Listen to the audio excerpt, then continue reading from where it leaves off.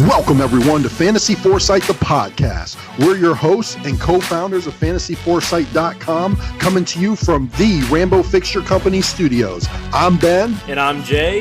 You ready to get rolling, Jay? You know it. Let's do this. All right, let's go.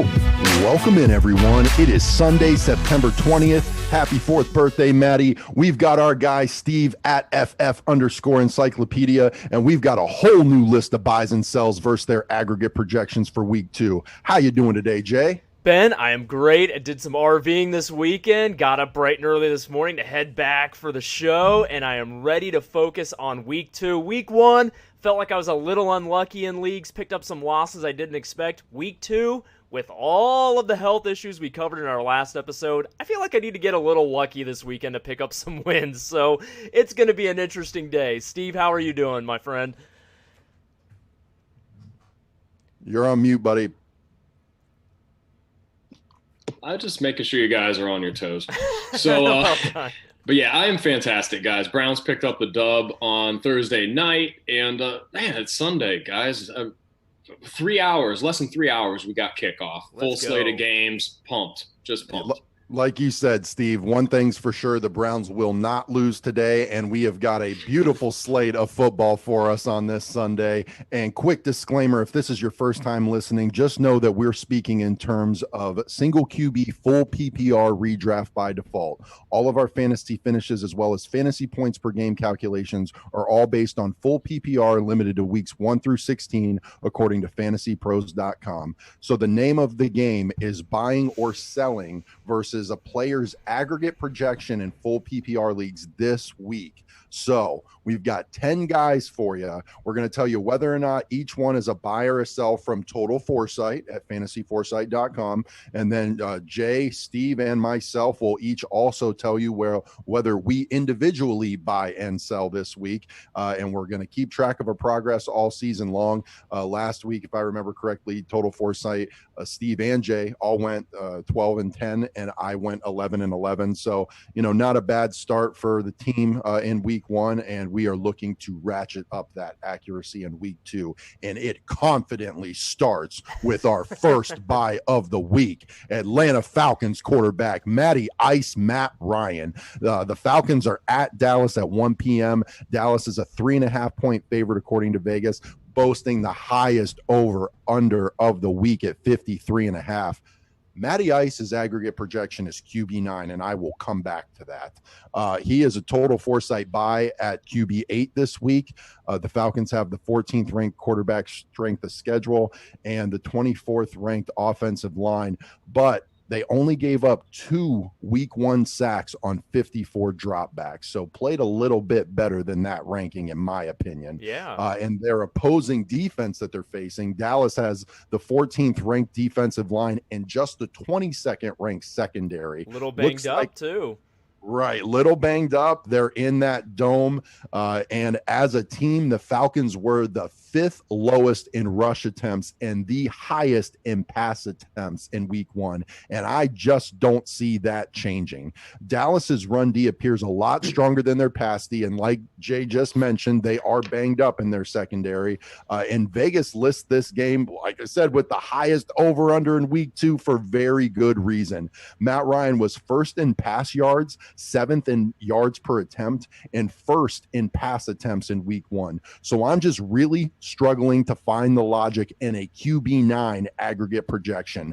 I am all in on Matty Ice in week 2, and I'm a buy as well. Yeah, you know what? I think at that QB9 price tag, I think the smart play is to be a buy as well, Ben. You have Dak Prescott, who led the league in passing yards last season, and he's motivated this year to continue that, and that offense looks good. And they're going up against a very weak Falcons secondary, so they should be able to move the ball almost at will and then gash them with a little Zeke nice accompaniment there. So Matt Ryan, again for the Falcons, is going to have to keep pace with the scoring, so he's going to have no choice but to sling the rock. So yeah, I think the volume is obviously going to be there, so I think Matt Ryan is a smart play to beat QB9 this week. Yeah, not on mute, Basement Steve is buying all day long. Obviously anything can happen, but the likelihood of Matt Ryan not beating that aggregate projection. Just, it seems very slim to me. I mean, you guys pretty much summed it up. I don't have a whole lot to add on that one. All right, I have to remember to mark Record you guys these. both down. Yep. Let's see. A bye for Jay, a bye for Steve, bye for everyone. You get a bye, you get a bye. And It's a buy. you know, it's unanimous, and anytime it's unanimous, that definitely gets my attention. So next up, we have got another buy of the week. We've got San Francisco 49ers running back Raheem Mostert. The Niners are at the New York Jets at 1 p.m. The Niners are a 7-point favorite and have an over-under of 41.5. The aggregate projection on Raheem Mostert is RB21. Total Foresight is buying that, listing him in as RB16. He has the 9th best running back Foresight strength of schedule, the 8th best offensive line. And the Jets, check this out, have the 2nd worst defensive line and the worst secondary. The weather, it's perfect at Weather Channel app. It's perfect clear football weather at MetLife Stadium today.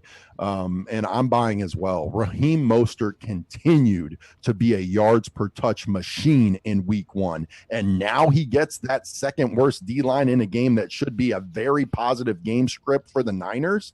How is he only projected as RB21? He had 151 total yards in week 1. And remember, in his last 3 games in the 2019 NFL playoffs, he averaged 112 rush yards per game and had 5 touchdowns at a 6.3 yards per carry clip. He clearly picked up right where he left off, and I expect him to absolutely feast in week 2. I'm with you, man. Anytime I can buy Raheem Mostert at RB21 with his efficiency, and especially now, the Jets last week were maybe the biggest disappointment. I mean, it was sad to see what they were doing on the football field. The motivation just didn't even seem to be there. It was a pretty sad state of affairs in New York. So, like you said, Ben, the positive game script for the rushing attack of the San Francisco 49ers, a team that already likes to run the ball a ton.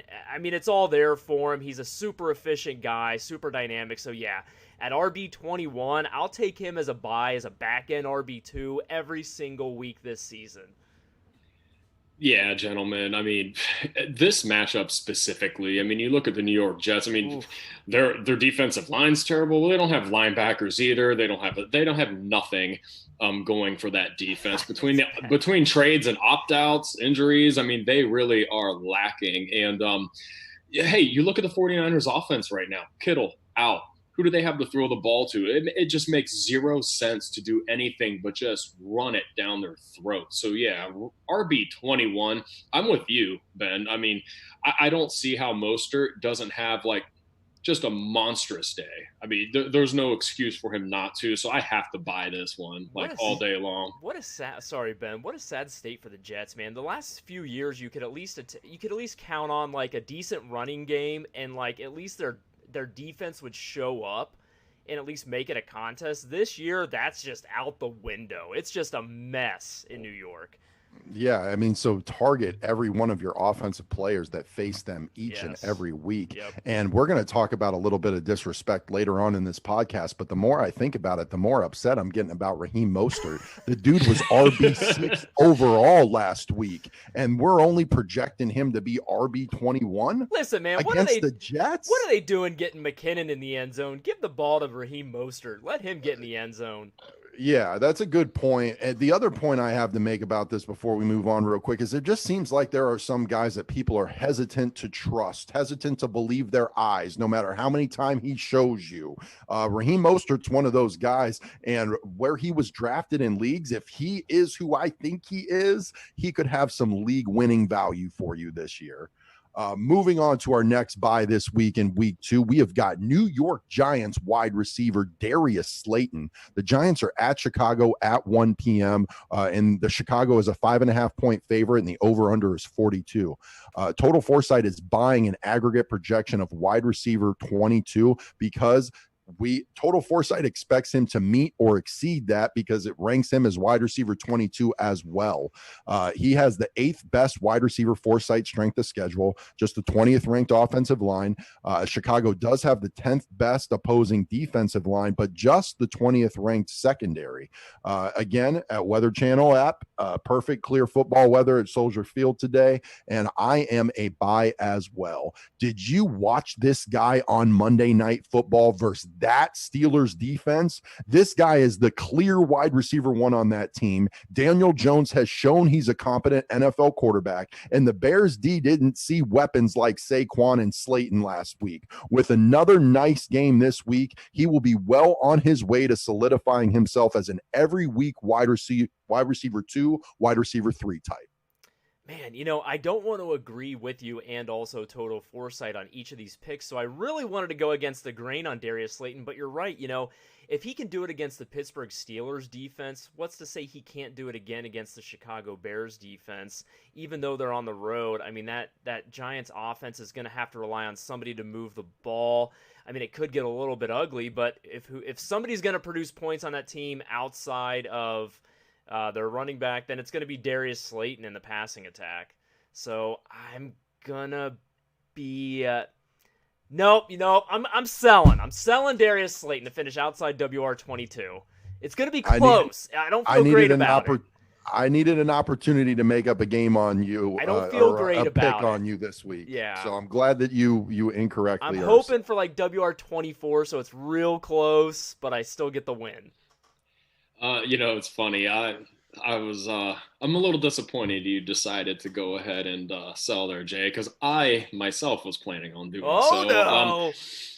And for me, it's more of just, they're on the road, they're at Chicago, Golden Tate's back, so his presence alone is going to siphon a couple of targets, and I just have a feeling the Chicago Bears are going to game plan a little bit better to take Slayton out of the game, and it's not saying I don't think he's talented. It's also, I have to see it multiple weeks in a row before I'm going to buy into him being a wide receiver too. And Steve, that's it, not my on friend. It this week. We spend so much time doing the consistency studies and analysis that in the back of my mind, I'm like, he can't possibly do this every single week, week in and week out against good, tough defenses. So I'm going to say he's going to not get there this week.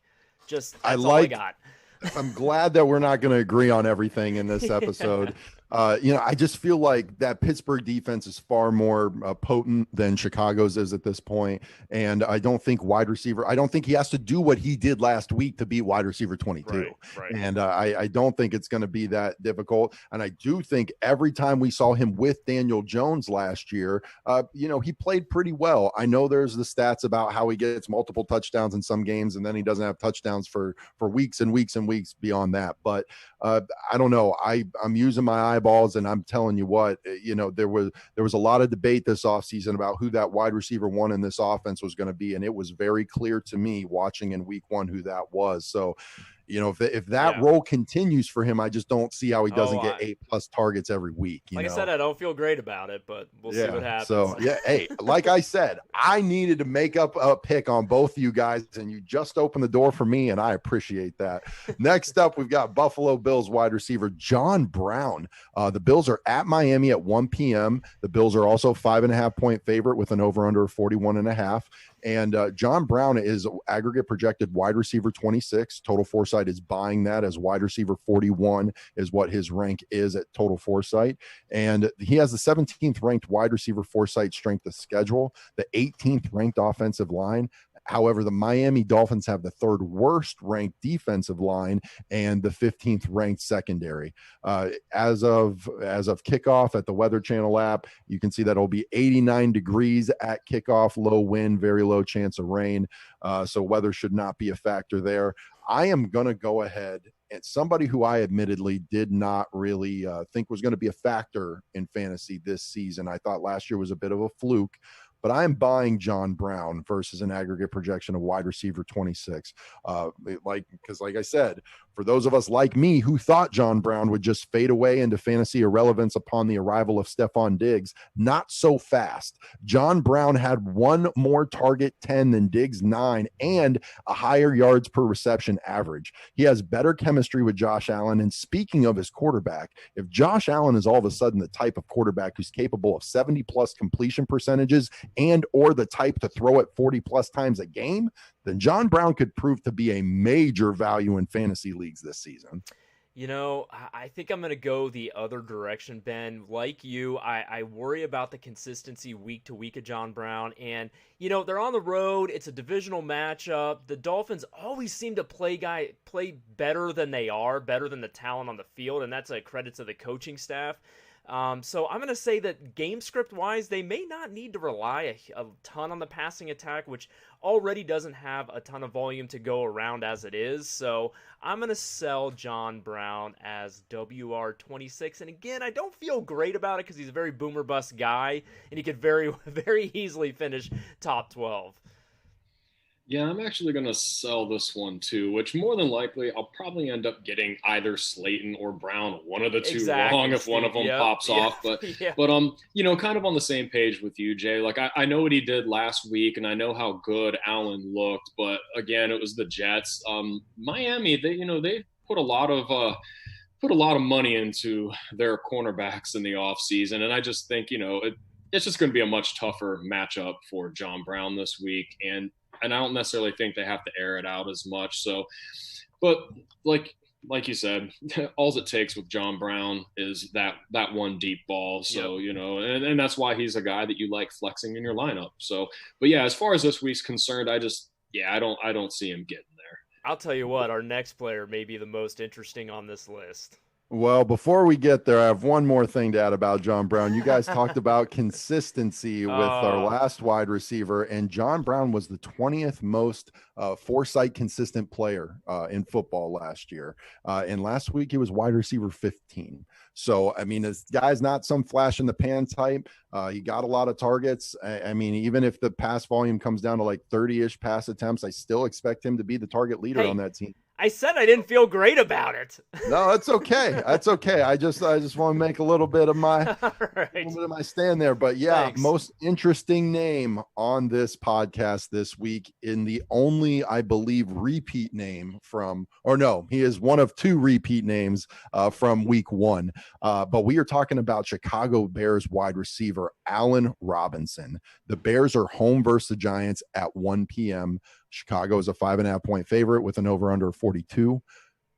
The aggregate projection for Allen Robinson is wide receiver 30. We're going to let that sit for a second. Wide receiver 30. Okay. I'm always surprised by these. Hey. I always have to go out and check it. And it's always alarming, but here we go. Total Foresight buy-in. Wide receiver 11, y'all. Wide receiver 30 is stupid. Okay. He has the 10th best wide receiver Foresight strength of schedule, 22nd ranked offensive line. Giants have the 7th worst ranked opposing defensive line. I didn't get their defensive secondary rank. It's going to be clear weather at Soldier Field today. And I'm just not saying a lot about this one, except that I will not tolerate the disrespect being thrown at my guy, A-Rob. Wide receiver 30, stop it. A-Rob's got something for you this week. We'll lock it up and enjoy. And this is why I think this is maybe the most intriguing storyline of the day today, guys. At 4 p.m., what is the narrative going to be around this situation? Is it going to be that the guys on his team rallies around him and that he steps up and shows his ownership that he's worthy of a new deal and that he actually does intend on spending the rest of his career in Chicago? Or is it going to be that it's the beginning of the end for the Allen Robinson era in Chicago? I mean, which way is it going to go? And now I got to make a decision on which way I think it's going to go based on the projections. And at WR30, I think Allen Robinson is going to step up and he's going to go out there and basically interview for either his current job or his next job and go out there and try to ball out. And I think the guys on his team are going to understand his situation, and they're going to be there to try to help him along the way. So yeah, I'm going to buy Allen Robinson at a price of WR30 this week. Yeah, guys. Wide receiver 30. It's just impossible not to want to. I mean, I'd buy that, him exceeding that pretty much every week, Right. regardless of whether it's Mitchell Trubisky or Nick Foles or who they're playing, just because he's the alpha receiver in that offense, Right. and he's going to see the targets, and more times than not, he will turn those targets into production that will exceed finishing wide receiver 30 on the week. So I think, like you guys said, this particular week against this particular defense, I just don't, I'll be stunned if he does not finish higher than wide receiver 30. Yeah, simple as that. I mean, we saw what Aaron Rodgers did last week in his first kind of let me show you something game. All of his teammates were coming out hashtag extend him or extend I don't remember exactly what the hashtag was, but they were all coming out in very public and loud support of this man. He might mess around and get 20 targets this week just because they all clearly love and respect that dude. When they're going on social media saying extend him, pay him, that tells you a lot. Yeah. So real quick, we're all buying, right? Yes. You both bought. Just wanted to make sure you got that correct. All right. Next up, we have got Tampa Bay Bucks tight end. OJ Howard as the next eye of the week. The Bucks are home versus Carolina at 1 p.m. Tampa Bay is an 8.5-point favorite with an over-under of 47.5. The aggregate projection on OJ Howard is just tight end 25. Total Foresight is buying that. Doesn't have him ranked as high as I think we should either at tight end 22. They have the 10th best tight end Foresight strength of schedule, the 13th ranked offensive line, and Carolina's defense is not good. At the Weather Channel, you can see it's going to be 84 degrees at kickoff, a little windy, and 32% chance of scattered storms. So kind of keep an eye on that. I will say this, OJ Howard was tight end 9 overall in week 1 and tied for 11th in tight end targets, which were twice as many as Rob Gronkowski saw. And now with Godwin out and versus an aggregate projection of tight end 25, this is an easy call. We'll talk about it a little later in the show, but in my league of record this week, I'm playing OJ Howard over a guy I love in Noah Fant, and I feel great about it. Yeah, I think it's all about that price tag, and a lot of times a touchdown can make or break you on beating or falling short of projections at the tight end position. But I think in this case, just getting 3 or 4 catches will get him safely in under that tight end 25 price tag. So, like you said, Ben, with the injuries they have, Mike Evans is not 100% yet. Godwin is out, so they got to throw the ball to somebody. And, I think they could have some other surprise performances, but I think OJ Howard should be safe to getting, a 4 or 5 catch day, which should easily get him into that top 25 range at the tight end position. Yeah, I fully agree with both of you guys. It won't take a lot to exceed tight end 25, right. And of course he could smash that if he gets in the end zone. Yeah, and given the fact that one of their possession receivers and a guy that would normally be highly targeted, and Chris Godwin's not going to be out there. So, like you said, Jay, he's got to throw the ball to somebody. And OJ Howard definitely looked like he emerged as the tight end who Tom Brady is likely going to latch onto throughout the season. So it'll be really interesting to see what his usage is like today. Yep. Absolutely. And also, Steve, with all the talk that's been around Bruce Arians calling out Tom Brady, how is he going to respond to that? I expect Tom to respond pretty well to that. This could be a very much like, hey, guys, don't forget about Tampa Bay type of game this week. So it'll be a fun one. Next up, I could be very wrong about this. I am prepared to have egg on my face like I have done many times on this podcast before, but I am here to stake my claim. the one and only time on this episode that I'm going against Total Foresight is this guy, Buffalo Bills wide receiver Stephon Diggs. The Bills are at Miami at 1 p.m. and they are a 5.5 point favorite with an over under 41.5. The aggregate projection for Stephon Diggs is wide receiver 14. Total Foresight is buying that. Total Foresight has him as wide receiver 7. So if you're a Stephon Diggs fan, if you have him in your lineup, then you are loving what Total Foresight is saying about him this week. This is one where me and Total Foresight are going to fight about because, I understand he's got the 17th ranked wide receiver Foresight strength of schedule, 18th ranked offensive line, and Miami has the 3rd worst ranked defensive line and the 15th ranked secondary. But plain and simple, despite the pleasant surprise that was the explosiveness of the Bills pass game last week, I still don't like wide receiver 14 as an aggregate projection for Stephon Diggs this week. He had less targets and yards per reception than his teammate John Brown last week, and this should be a pretty positive game script for the Bills, which will undoubtedly result in more than just 18 total running back rush attempts that we saw from them in week 1. Like I said, this is my lone Total Foresight disagreement with the crown jewel. And you know what? I'm okay with it. Oh, man, this one's tough for me because I was pleased and a little impressed with the volume that Diggs saw last week. And he is healthy at this time, which a healthy Diggs is always great.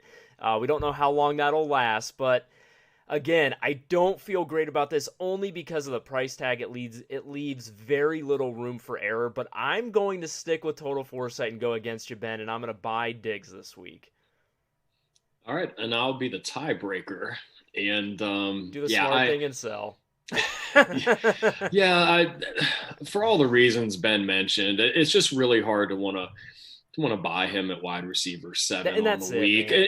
And hey, I think we'd all agree though, Stephon Diggs, he can have that game where he grabs 3 balls for $105 and hits pay dirt twice. Right. And he'll be right there then. Right. But I just don't envision it being this game. Some of the same reason why I wasn't buying John Brown is, I do believe in Miami's secondary and a lot of the moves they made in the offseason. I just think, why not take the path of least resistance when it comes to playing the Dolphins? And that would be just running the football. And that's something that, I think we'd all agree the Bills do fairly well. So I could see it backfiring, but I'm going to sell. All right. I like it, Steve-O. Whenever me and you are on the same page, I always think that Jay's wrong. So Travis, where are you, my friend? I need some help. Yeah, Travis is on social media, and we're talking about John Brown. He asked if John Brown was banged up, and I am replying that it did appear to be a maintenance day because he returned to practice in full on Thursday. So no worries there, buddy. Next up, we have just 3 guys left on this episode this week before we get into my favorite part, which is Steve's speculative stashes. And that the next up guy has been on here, unfortunately, before this season as a sell, and I'm selling him again.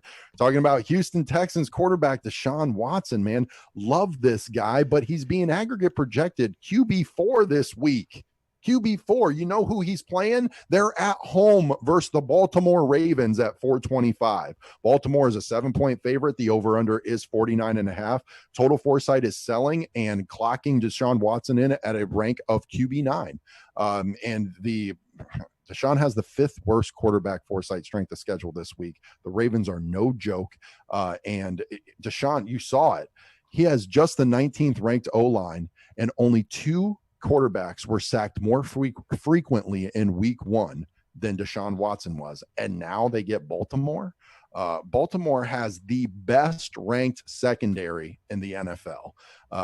They're in a dome down there, so it doesn't matter. I don't want to harp on my guy, Deshaun Watson, but what are we doing? Why, when Baltimore is coming to town, are we projecting him to be QB4? That's just a big no, and I can't even begin to understand the supposed logic behind it. And I hate to say it, but I don't even feel great about Deshaun mustering QB1 numbers this week. QB4, what are we doing? I'm with you, Ben. I love Deshaun Watson, but QB4 with this matchup just seems very difficult to meet or exceed. So I'm going to be an obvious sell. I'm with Total Foresight. And like Total Foresight, giving him respect at QB9, and I don't feel great about that. So I'm with you all the way on this one. Yeah, guys, I think there's probably a lot of people out there. They must just think, well, we know Baltimore is going to hang a lot of points, so that will just They're gonna have equate to, to yeah. Deshaun Watson scoring a lot, but not against that defense. And again, quarterback four to finish as a top four quarterback out of the 32 quarterbacks that play each week. You have to put up one heck of a stat line to get there, and I just don't foresee that happening in this matchup. So I just think the wise thing to do is to sell on that, and that's exactly what I'm going to do on this one. All right. Next up is a very interesting name and far less obvious than I thought it was and should have been throughout this entire week. All right. We're talking about Pittsburgh Steelers running back James Conner. He's currently being aggregate projected RB19. Total Foresight is selling. I still think Total Foresight has him ranked too high as RB23. The Steelers are home versus Denver, and Pittsburgh is a 7-point favorite with an over under 40.5. Connor does have the 12th best Foresight running back Foresight strength of schedule, the 9th best offensive line. Denver does have the 7th best ranked defensive line. The weather's going to be perfect. Like I said, Total Foresight is a sell. I'm a sell as well. I thought this was rather obvious, but I've heard and read enough chatter this week to show me that it is not. So your old bud at Foresight, Ben, is here to tell you that James Conner's fantasy relevant days are over. Gone. They're done. Let it go. At best, he'll split carries with Benny Snell this week and beyond. But if you watch that game, James Conner just looked plain bad, period. And he wasn't even that injured. Benny Snell came in and just took over, and I expect him to do the same with that job this week. I bought in one time ever with James Conner, and it was last week. Incorrectly, I might add. It was the first time, and it will be my last time. I don't care where you drafted him. Adapt. It's time to cut your losses and move on. Yeah, I'm with you. I think, like you said, the best case situation this week for James Conner is that he and Benny Snell split carries. And you're right, he didn't look great last week, and I don't know if he was already nursing something underlying that was making him just less than 100%, but I don't love him, especially not at the RB19 price tag. I don't see him getting there this week. I'm sure in goal line situations, I'll probably use Benny Snell to punch it in anyways or something. So I just don't think they'll trot James Conner out there in those high pressure situations. So yeah, I'm a sell on Conner as well. Yeah, and you said it, Jay. That's like the biggest concern for me is would Connor get the goal line work? And if he's not going to get that, I have a real hard time of seeing how he gets to Exactly, RB19 on the week. Yeah. It's difficult for me. It's not a good matchup.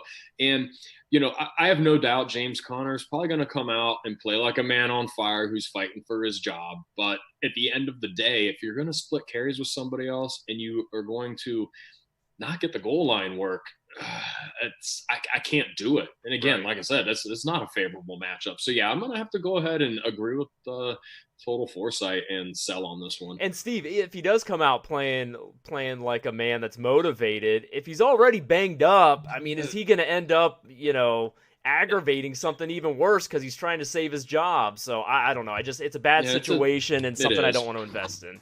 And I like James Conner, but the man plays all out every week. Like his job's on the line every week. The problem is he can't count on his body to be there for him. And he's gone through so many things where he just doesn't look like the explosive player that he once was.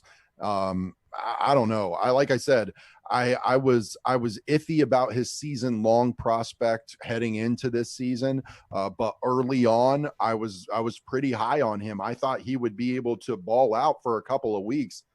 It didn't take him long to be the second best running back on his own team. And I don't even believe he ended up on the injury report this week. So how bad was that ankle and how much of it was it really just performance? Yeah. So whether it's skill or health, you always got an issue there. So yeah. I understand if you drafted him really high or if you drafted him the third, fourth round, you were hoping that he's going to pay off for you. Man, go a different direction this week. Yep. It sounds crazy, but even a guy like James Robinson is probably somebody I would play over James Conner in week 2. So last up for this list in week 2, we have got Denver Broncos tight end Noah Fant. He is aggregate projected tight end 10. Total Foresight is selling and has him slated as tight end 14. The Broncos are at Pittsburgh at 1 p.m. Pittsburgh is a 7.5, or I'm sorry, just a 7-point favorite with an over under of 40.5. Playing against Pittsburgh is no joke, man. It's the 4th worst tight end Foresight strength of schedule.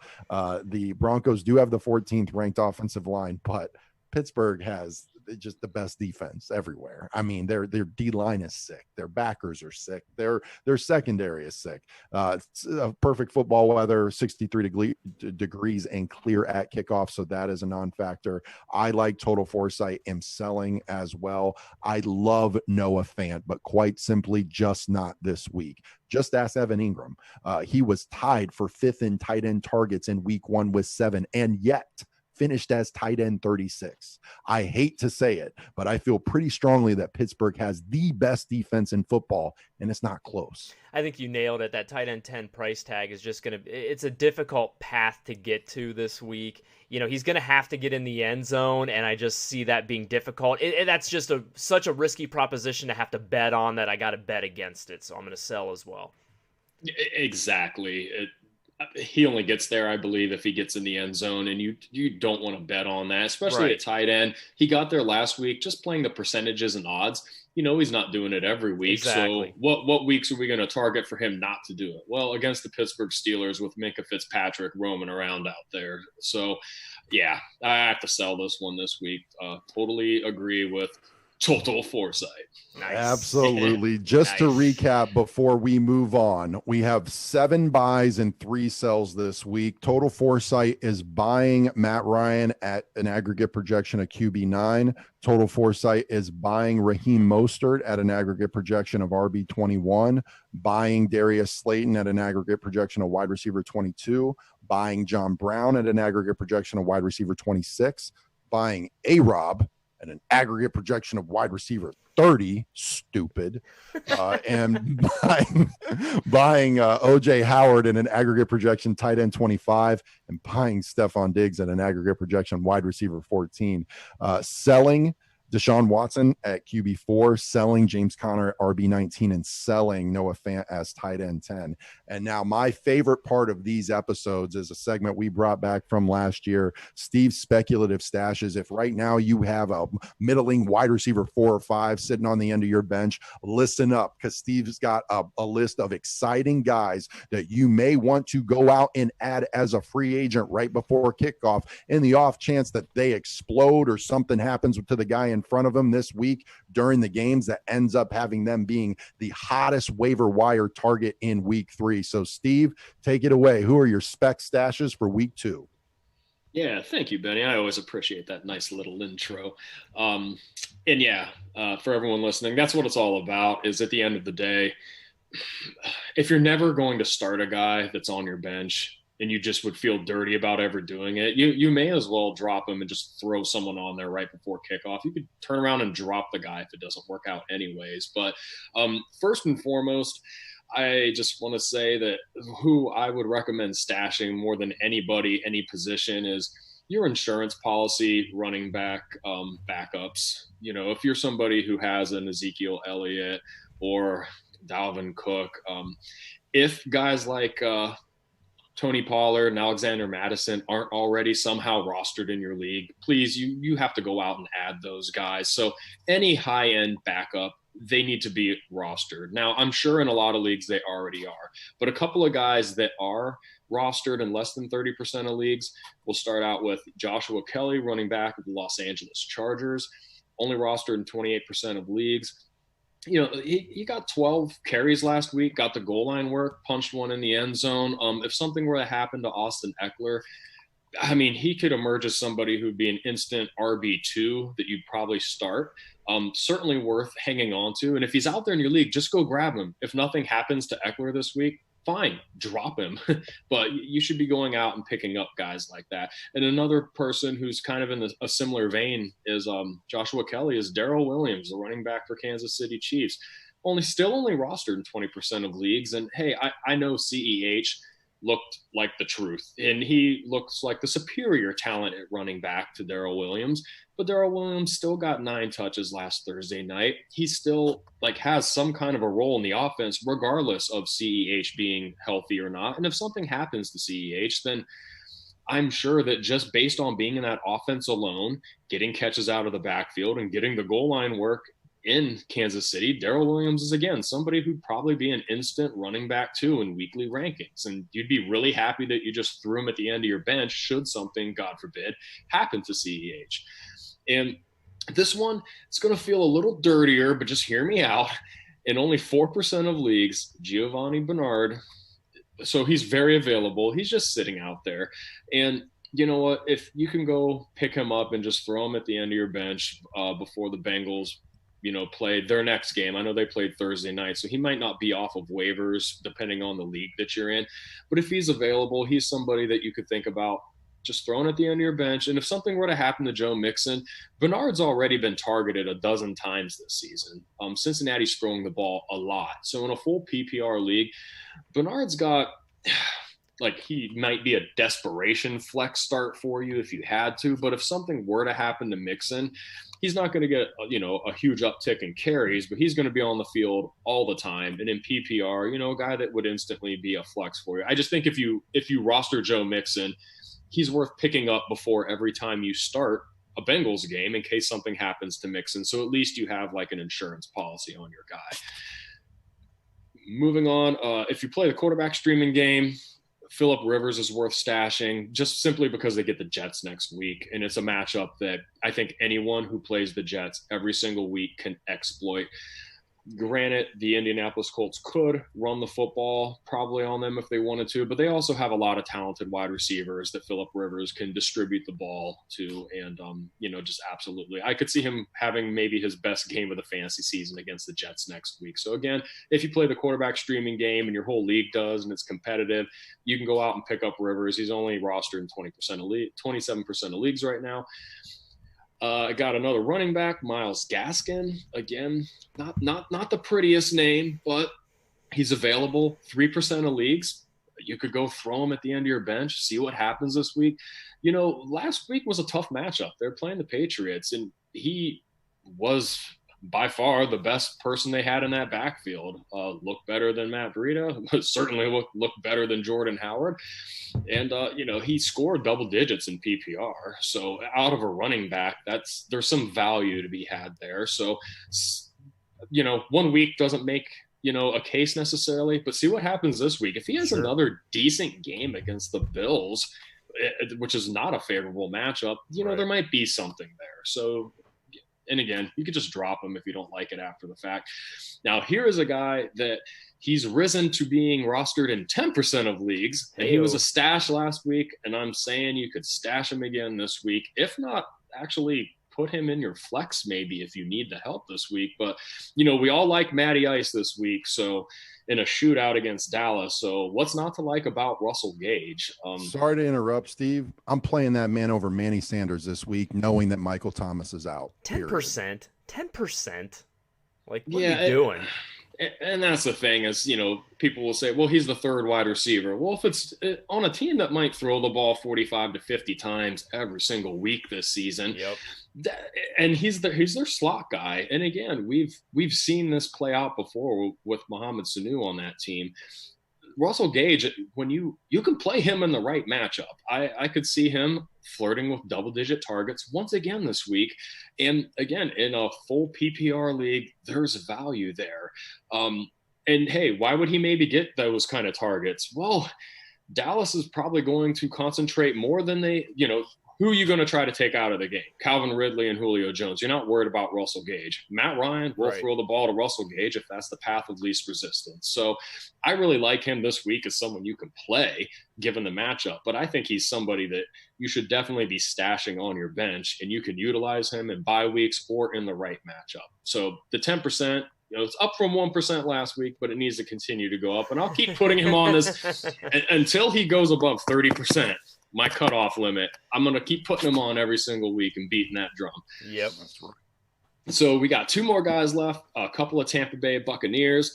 When I started writing this, we didn't know Chris Godwin was even going to be in. He wasn't in the concussion protocol yet when I started researching this, and he is, and now we know he's out. So the 15% probably has gone up. But Scotty Miller, if he's out there in your league, even with a healthy Chris Godwin, he's still got, what did he catch? 5 balls for 73 yards. The slot guy that we all know throughout Brady's career, whether it's Wes Welker, Julian Edelman, if Brady has a slot guy that he trusts and he likes to target, there's value there in PPR leagues. Always has been, always will be if he has his guy. So Scotty Miller, whether or not Godwin and or Mike Evans are banged up, he's worth stashing to see if he does become that next Wes Welker or Julian Edelman. So being rostered in only 15% of leagues seems a little comical to me, but that is how it is right now. So if he's available, he's worth just thrown at the end of your bench.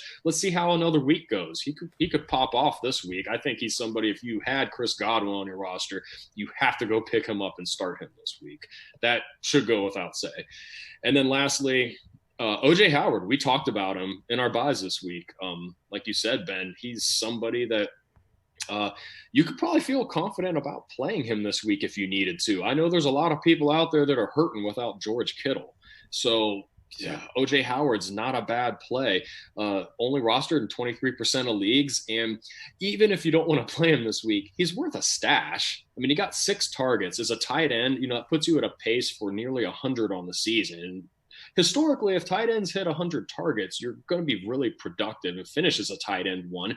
And OJ Howard, he's always had the athletic profile. We've seen him pop off in games, and we've also seen how Tom Brady can really make a tight end valuable if he has a talented one that he's willing to rely on. So I know there's a lot of mouths to feed in Tampa Bay, but stash him and just see what he does another week. If he gets another 6-7 targets, it's like, hey, well, we might be on to something, and maybe we do see OJ Howard turn into that tight end that we've kind of always wanted him to be in fantasy. So again, just as a reminder, I'm not saying you have to go out and get these guys and play them anytime, but certainly stash them and just see what happens.